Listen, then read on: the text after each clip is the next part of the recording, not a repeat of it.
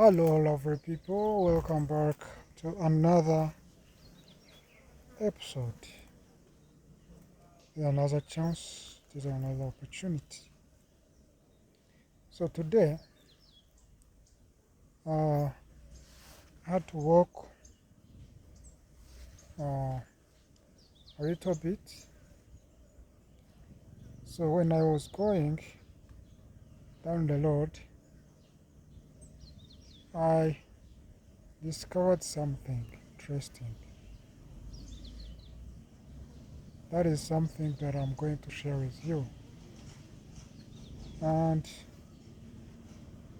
it is a simple but profound hidden treasure that we have no information about. Most of us, particularly everybody, we all have a beginning and we all have an end. Whether it's in a job, whether it's in a project, whether it's in a venture, an enterprise, education, sorts of things.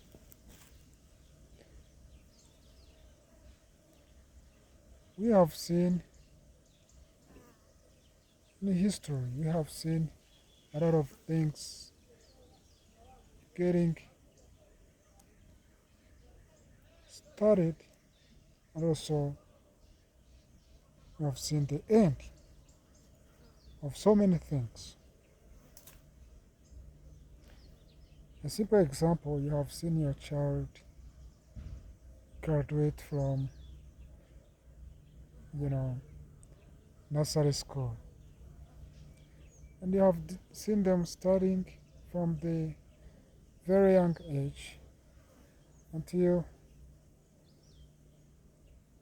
they completed their nursery. Also watched them over primary. So you have seen that start and end of your child's primary education. So that is a simple example, which is a sample for many other things that you have seen from beginning to the end.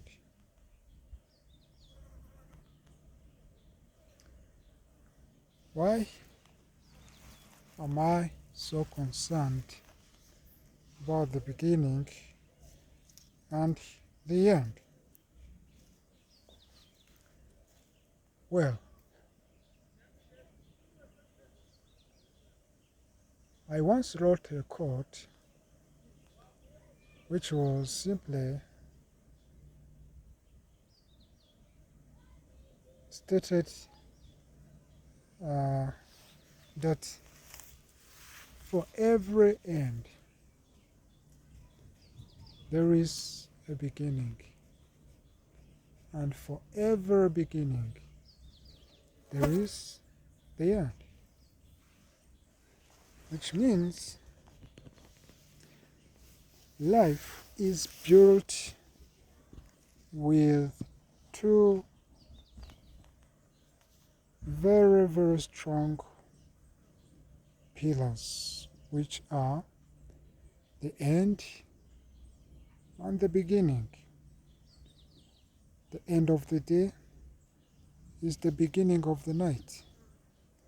The end of the night is the beginning of the day. The end of summer is the beginning of winter. The end of winter is the beginning of summer.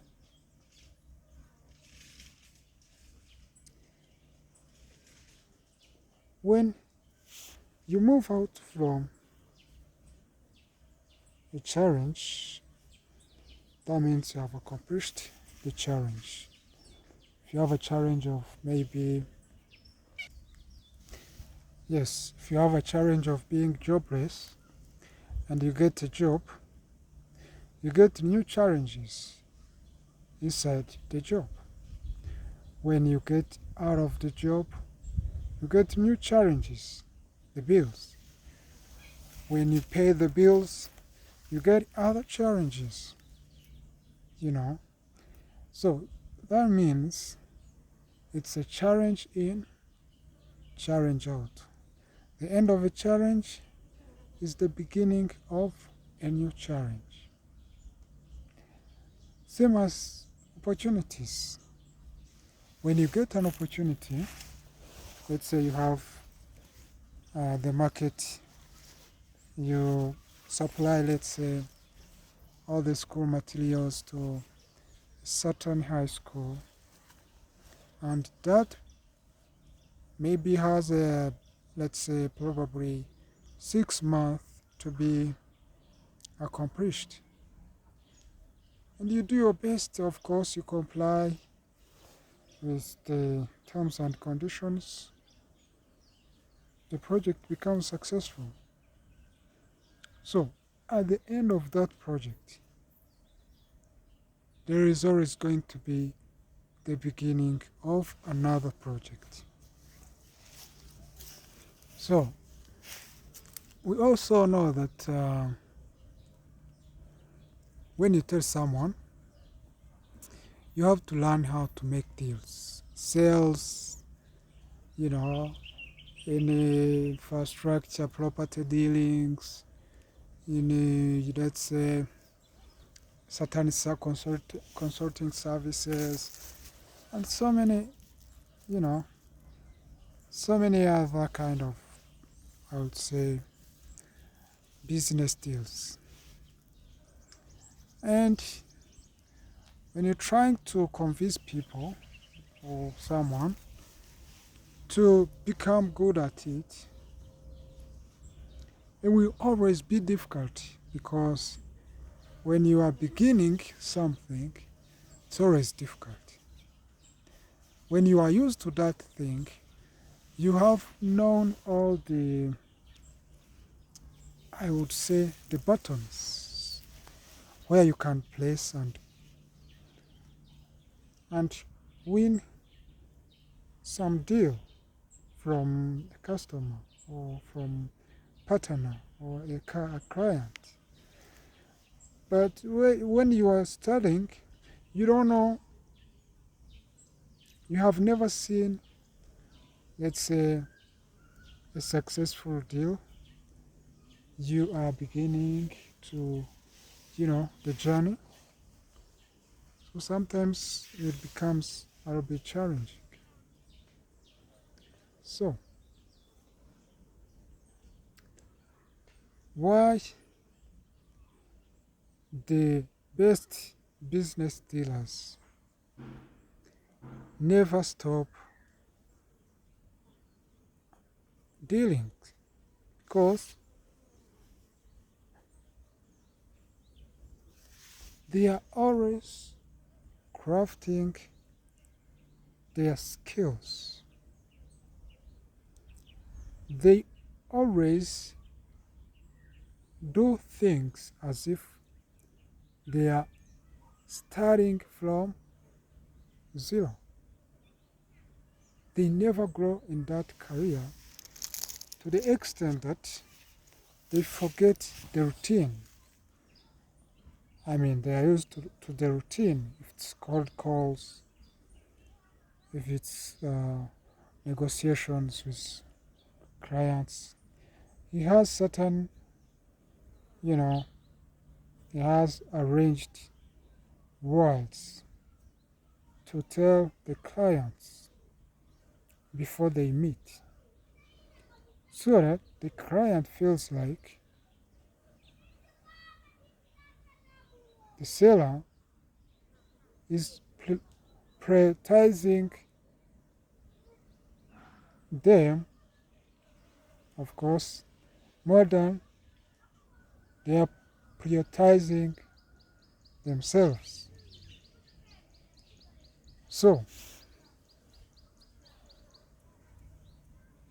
for every successful seller, they're always closing deals. Deals won, deals lost, new deals, old deals, and stuff like that. There's no time to, to waste and think of, not making deals. There's one movie which was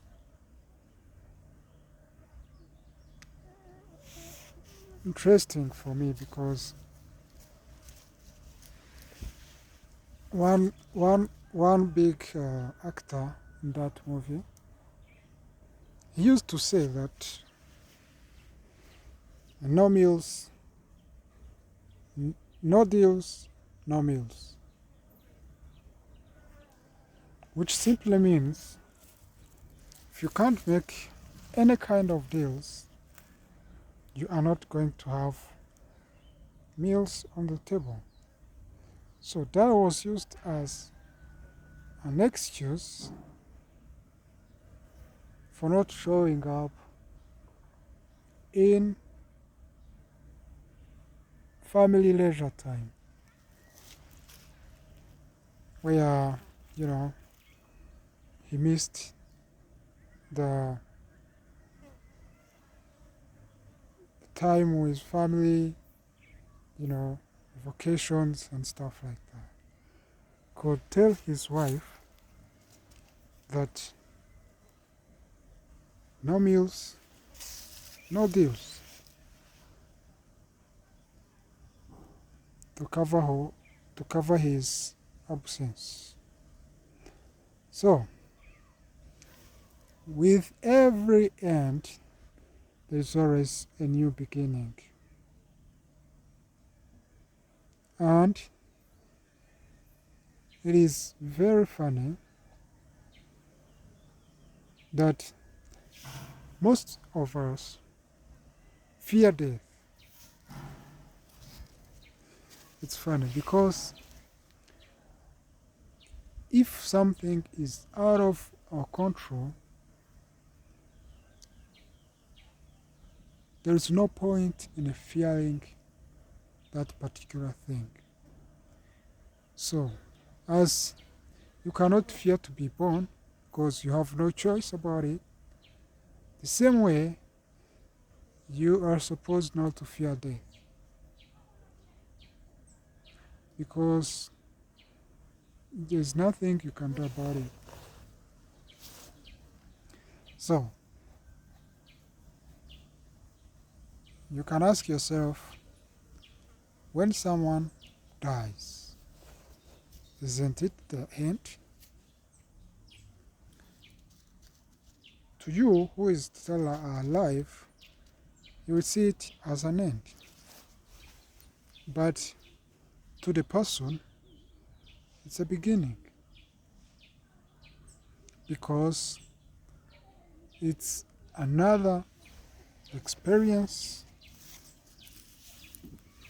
which the people who are alive have no clue about.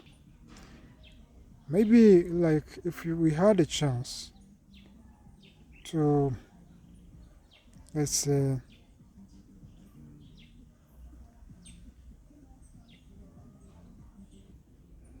if we had a chance to, have a before experience of how it is with the people who have passed on, most of us would have a different idea, even different feeling from what we always or normally have, felt before. So, in one book, it is said that when you die, when you die, you become free of the most stressing things of this world.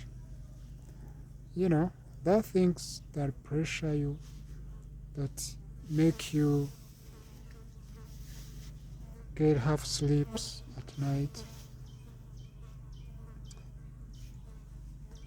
When you are on the other side of, life, you never have to experience them.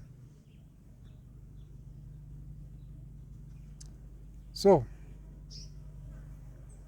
for every end, there is a beginning. And for every beginning, there is an end. So,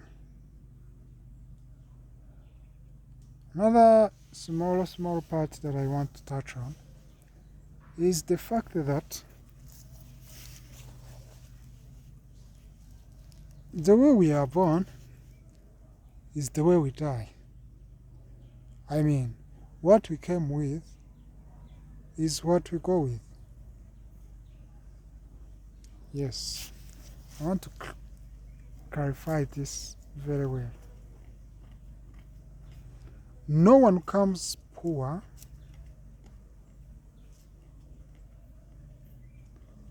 and goes back with riches,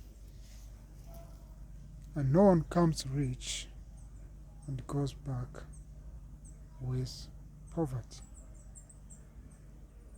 All we get on this planet is not ours, is for the journey, to help us on the journey, to support us on the journey. But in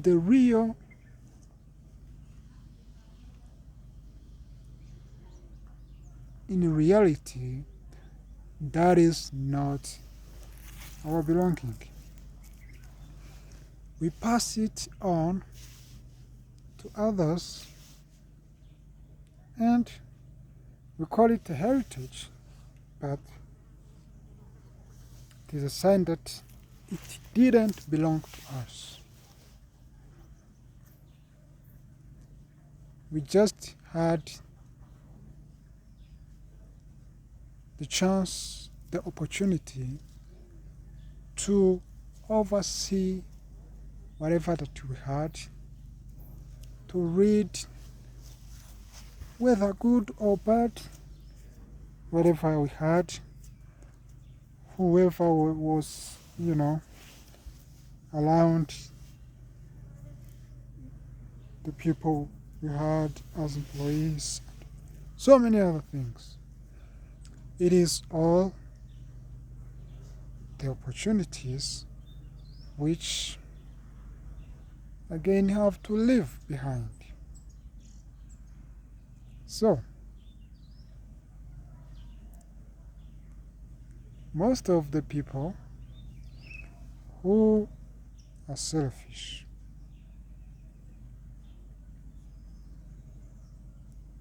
their lives is filled with sorrow. Why? Because a selfish person, when they, let's say when they get married, it will not take them long to feel like,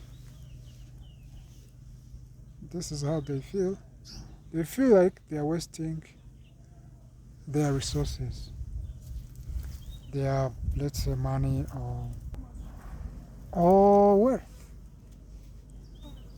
You know what will happen? They will complain and divorce. So, when they divorce, they will call it a misunderstanding. On the other different factors of life. But in fact, it is out of selfishness that always cause that. So, the moment you realize that even you are not your own, that whatever you have is not yours, that's the moment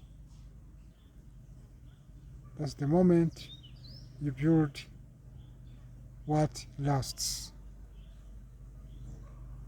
That's the moment you build a family that lasts long.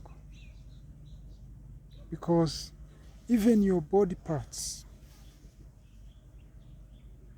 you will take care of them for someone else. And that's your husband, that's your wife, that's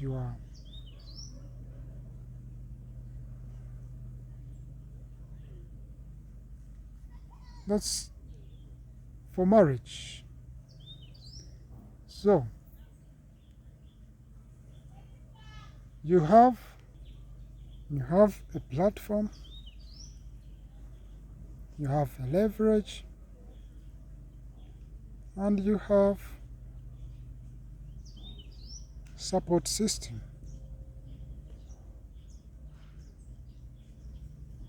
But all that is temporary, because that is there to support you for your days. Let's take an example.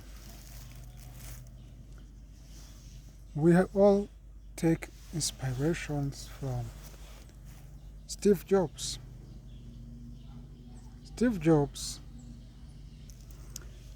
Jobs was a very smart individual. He would analyze, he would do the copycat, and also develop things.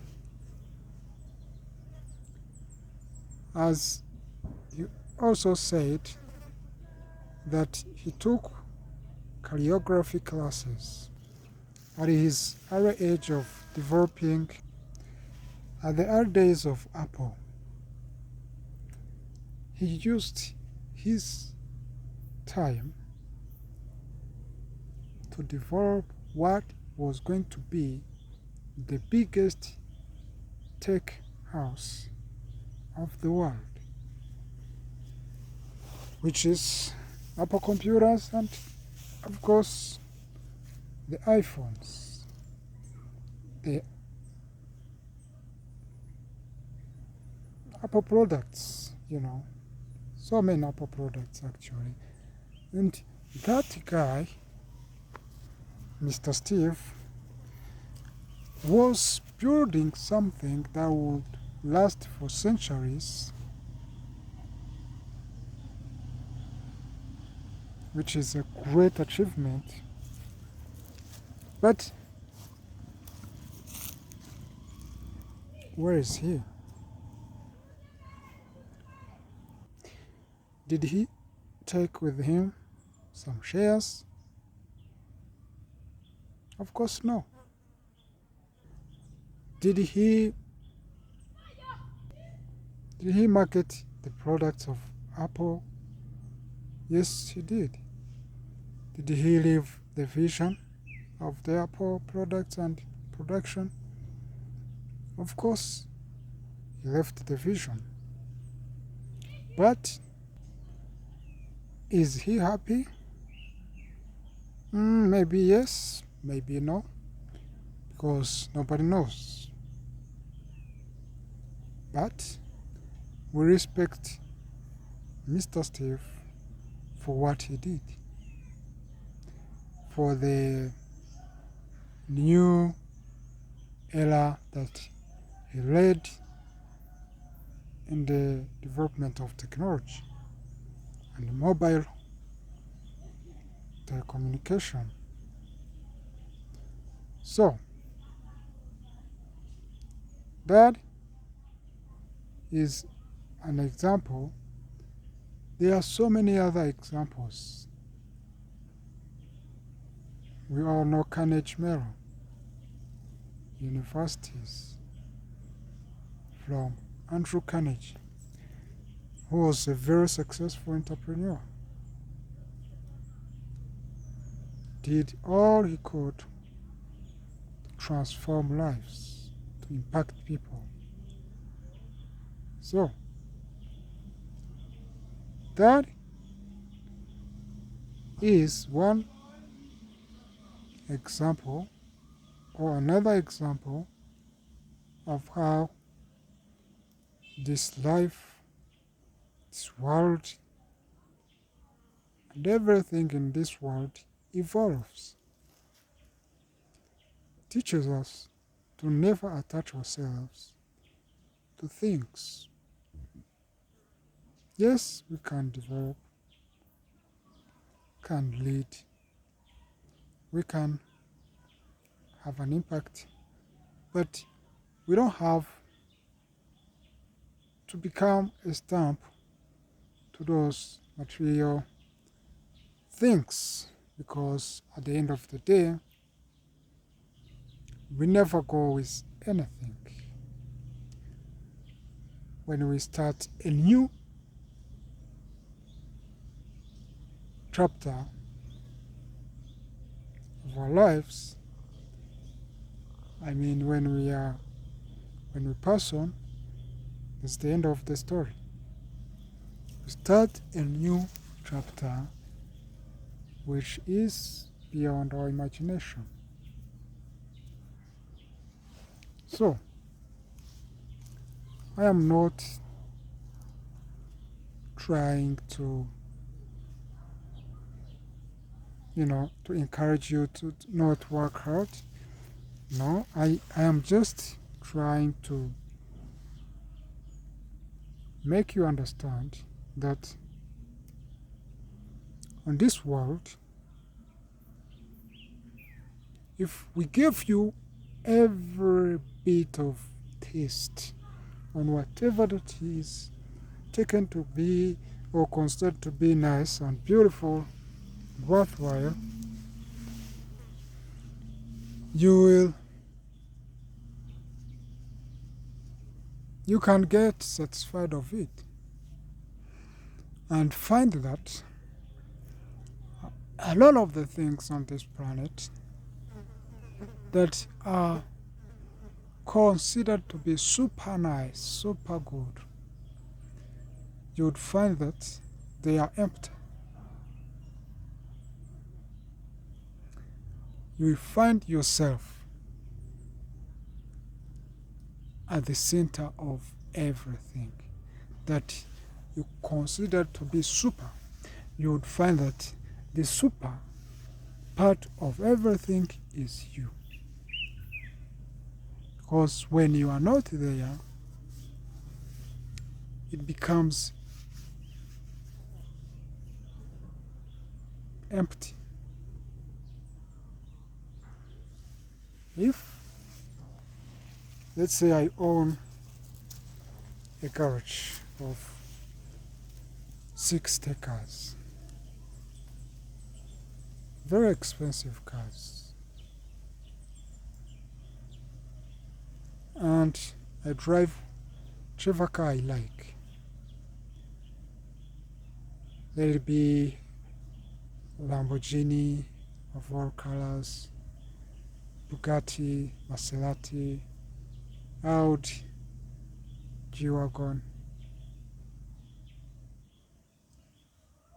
Bentley, McLaurin,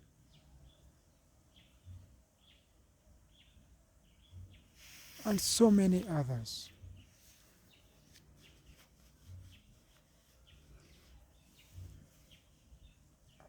I would, at this point, I think if I would get those cars, I feel like it would make me the happiest person on earth.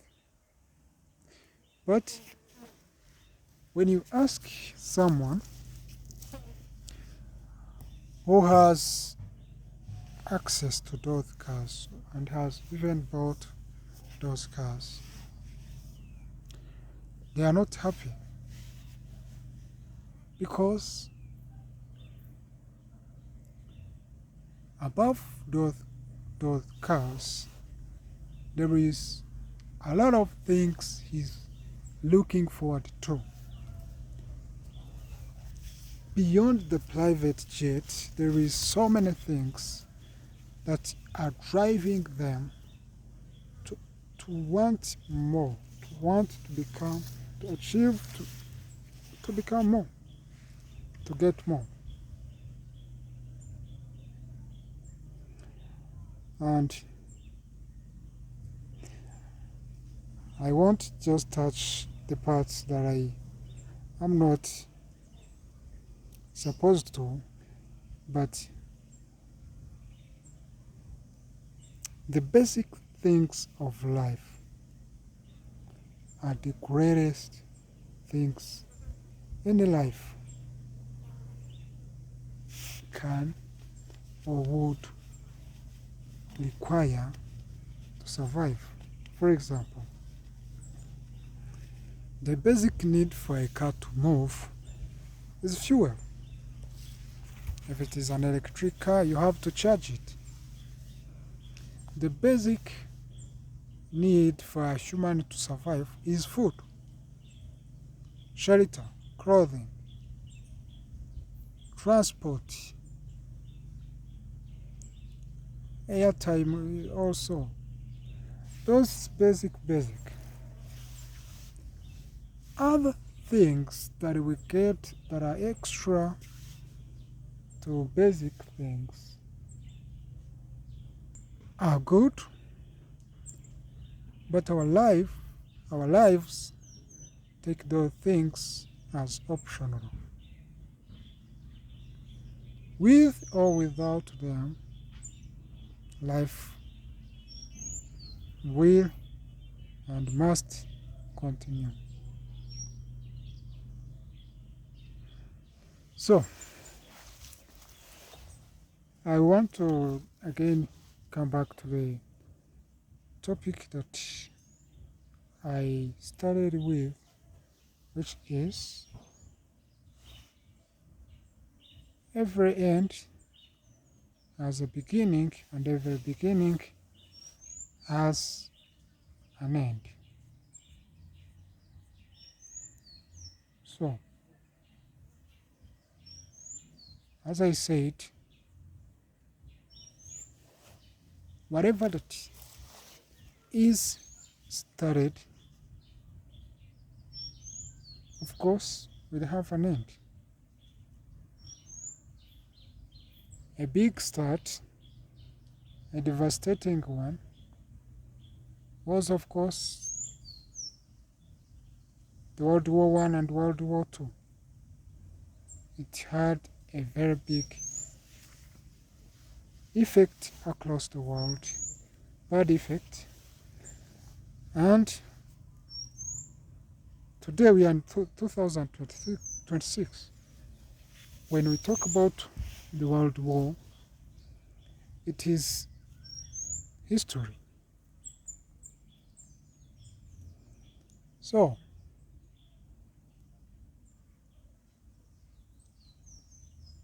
that end of the World War I and II was the beginning of peace to the world. So, people have the capacity to upkeep what's good for them and stop what is bad for them, which means the choice is in our hands. When you pick a weapon to destroy your neighbor's peace, neighbor state or neighboring countries, that is